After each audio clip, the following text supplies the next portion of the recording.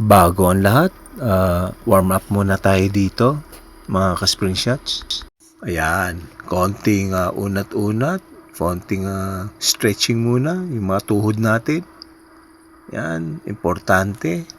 So, mag-umpisa na tayo mga ka-spring shots. At meron lang akong konting share, 5 minutes lang po. Ano ba naman ang 5 minutes, di ba? Pero, subukan mo itong machine na ito mga ka-spring shots. Baka pangitaon mo ang 5 minutes mo sa hirap. Hanapin mo ang 5 minutes mo sa hirap. So, kamusta kayo? Ngayon, gusto ko lang i-share itong experience ko dito sa Stairmaster. Isang commercial stepping machine na akala mo simpleng hagdan lang, pero yayariin talagang stamina mo dito mga ka-spring shots. Sa edad nating 50s, papunta na nga tayo sa 60s, di ba? So, hindi lang basta forma ang habol natin dito. Ang kailangan natin, tibay ng katawan, lalo na sa tuhod. Sobrang napaka-importante yan. Bakit ko ba ito nagustuhan mga ka-spring shots? Ito ang ilang benefits na naramdaman ko dito. Yung tibay ng tuhod natin at binti. Dahil ito ay low impact kumpara sa pagtakbo sa semento, mas mas friendly ito sa joints natin. Pinapalakas nito ang mga muscles sa paligid ng tuhod para iwas na lang din sa rayuma at iwas panghihina. Okay? At grabe ang pawis ko dito ha. Parang umakyat ka ng 50 floors sa building. So maganda ito para sa puso at para lumakas ang baga natin. Habang tumatanda tayo, importante na matibay ang balance natin. Itong machine na to. So, tuturuan ka talagang maging matatag sa bawat hakbang mo mga ka-spring shots. So, pag-usapan naman natin ang presyo. Alam nyo ba kung magkano itong Stairmaster na to? Nako, can't afford tayo rito. Sobrang tawag dito, mahal kung bibilhin mo para sa bahay lang. Okay? Kaya ang diskarte ko dito, mag-walk-in na lang tayo sa gym. Okay?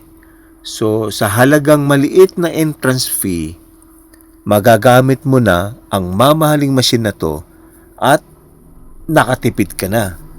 Nakapag-exercise ka pa. Pero syempre, kung medyo tight ang budget natin, walang masama sa paglalakad sa labas, di ba? Maraming magagandang places na pwedeng paglakaran ng libre. Pero kung gusto mo ng challenge at may extra budget naman, sulit ang pagpasok sa gym para dito.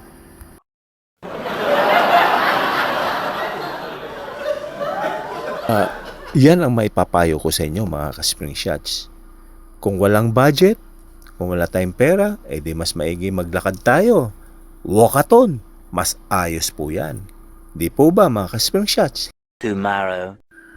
Ito naman mga ka-spring shots. Baka mapagod kayo sa boses ko. Alam nyo ba, dati kapag sinabing pampalakas ng tuhod, ang nasa isip agad natin, balut o di kaya penoy. Sige, higop ng sabaw para tumibay ang tuhod natin.